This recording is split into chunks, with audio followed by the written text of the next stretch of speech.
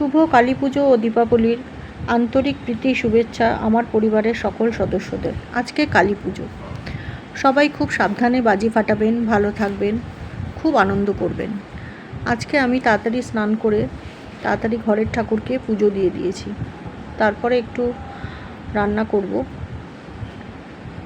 আজকে ব্রেকফাস্টে সেরম কিছু করিনি, শুধু ডিম সেদ্ধ আর একটু সবজি সিদ্ধ করে নিয়েছি, আর তার সঙ্গে কফি।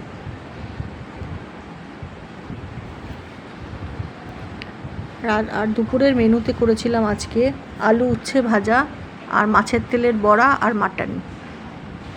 আজকে একটু বেরোবো, ঠাকুর দেখতেও যাব, আবার তাড়াতাড়ি সন্ধে দিয়ে। আমাদের তো এবার প্রদীপ জ্বালানো যাবে না, সবাই জানেন কেন। তো সেই জন্য এইটুকু জ্বালিয়ে ঠাকুরের কাছে একটু সন্ধে দিয়ে বেরিয়ে পড়েছি। একটু নবকালীটা দেখতে যাব, প্রত্যেকবারই যাই, নবকালীটা দেখে আসি, ভালো লাগে। যেতে যেতে দেখছি কত ছোট ছোট প্যান্ডেলে পুজো হচ্ছে। দেখুন রাস্তাঘাটগুলো কি সুন্দর সাজিয়েছে, আলোয় আলোয় ঝলমল করছে একদম। ভাইফোঁটা হয়ে গেলেই সব শেষ।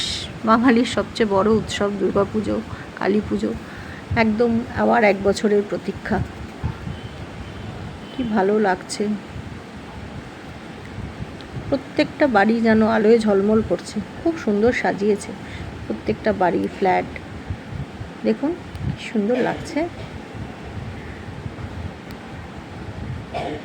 অপূর্ব লাগছে, অপূর্ব। যাই হোক, আমরা এবার পৌঁছেও যাচ্ছি গন্তব্যে। এখানে নবকালীটা খুব সুন্দর হয়, খুব সুন্দর করে, 9টা কালী করে, এত সুন্দর হয়, আর খুব ভিড় হয়। আমরা একটু তাড়াতাড়ি বেরিয়েছি ভিড়টাকে অ্যাভয়েড করব বলে। আর আমাদের পাড়াতেও 8টার সময় পুজো শুরু হয়ে যাবে, তখন সেখানে গিয়ে বসবো, তাই তাড়াতাড়ি বেরিয়ে পড়েছি। দেখুন প্রত্যেকটা রাস্তাঘাট ঝলমল করছে একদম। বাড়িগুলো কি সুন্দর লাগছে দেখুন, এত সুন্দর সাজিয়েছে। এবার আমরা পৌঁছে গেছি নবকালীতে। দেখুন কি সুন্দর।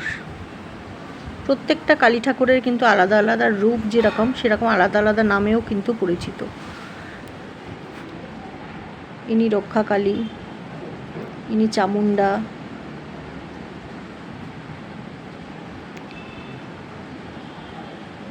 ইনি মা শ্যামা। প্রত্যেকটা কালী ঠাকুরেরই আলাদা আলাদা নাম লিখে রেখেছে। কি অপূর্ব লাগছে। ছিন্নমস্তা,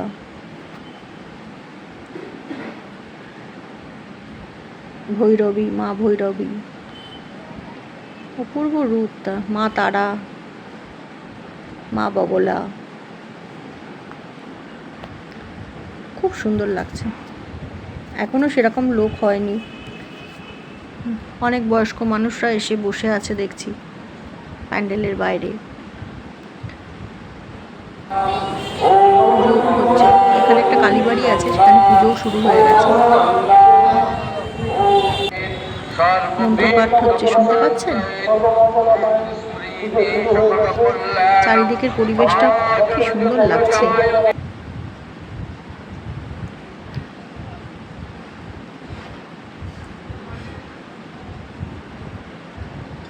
এবার আরেকটা ঠাকুর দেখব, সেটাও খুব সুন্দর হয়েছে।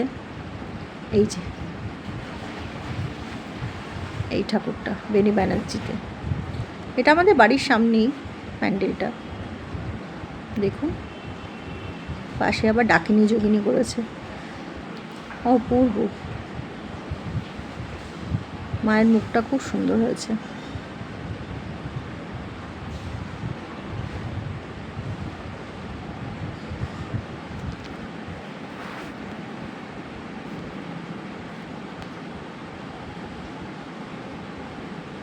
সব জায়গাতেই পুজোর আয়োজন চলছে, আর আমাদের পাড়াতেও এখন ঠাকুরমশাই পুজোর আয়োজন করছেন। প্যান্ডেলটা পুরো হয়ে গেছে, আপনাদের দেখিয়ে নিই। দেখুন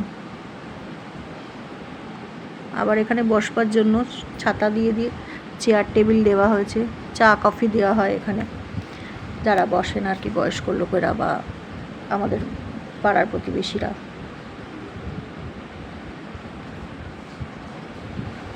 সবাই আর আমরা আমার পরিবারে 3 জনে আমরা একটু টুক করে ছবি তুললাম। সবাই ভালো থাকবেন, ততক্ষণ টাটা।